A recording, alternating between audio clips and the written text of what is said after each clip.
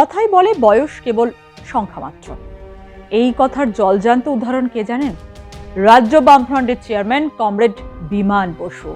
পশ্চিমবঙ্গ তথা দেশের বাম রাজনীতির অন্যতম মুখ প্রবীণ এই নেতা।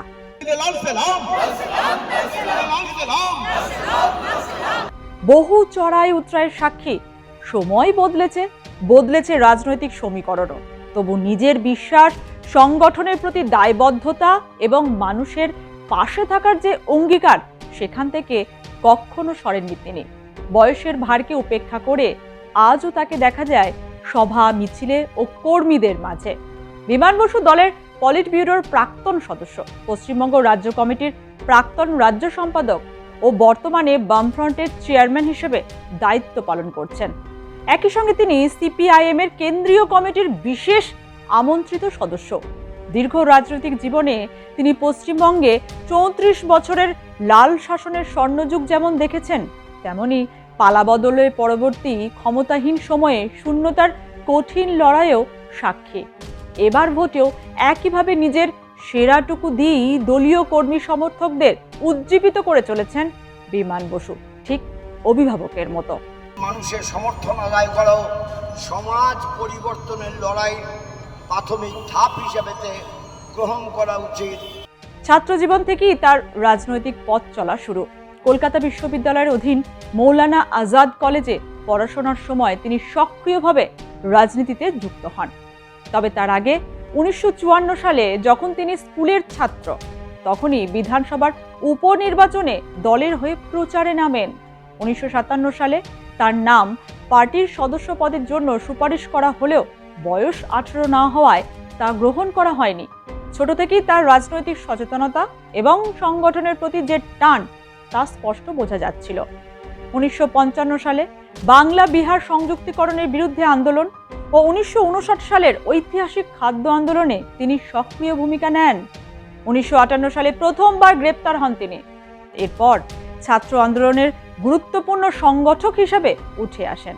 1970 সালে তিনি ভারতের ছাত্র ফেডারেশন বা এসএফআই এর প্রথম সর্বভারতীয় সাধারণ সম্পাদক নির্বাচিত হন, যা তার রাজনৈতিক জীবনে এক মাইল ফলক।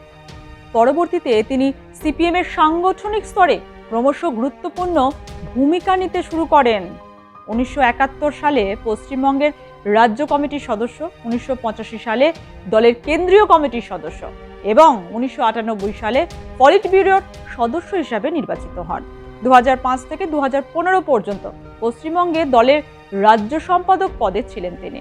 22 এপ্রিল বুধবার লেনিনের 157তম জন্মবার্ষিকী উপলক্ষে কৃষ্ণনগরে পোস্ট অফিস মোড়ে উপস্থিত হন বিমান বসু। তার সঙ্গে ছিলেন কৃষ্ণনগর উত্তর বিধানসভা কেন্দ্রের বাম প্রার্থী অদ্বৈত বিশ্বাস।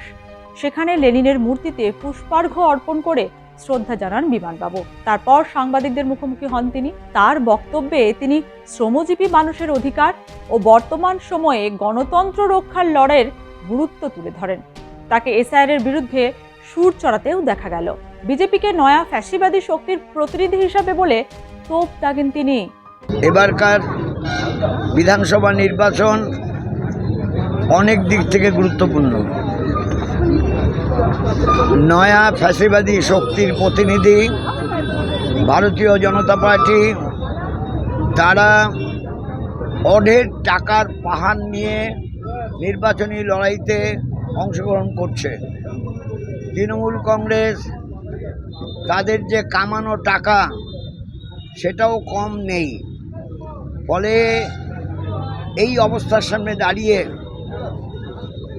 রাজ্যে অনাচার, ব্যভিচার এবং নৈরাজ্য ও দুর্নীতির পাহাড়টাকে ভাঙতে,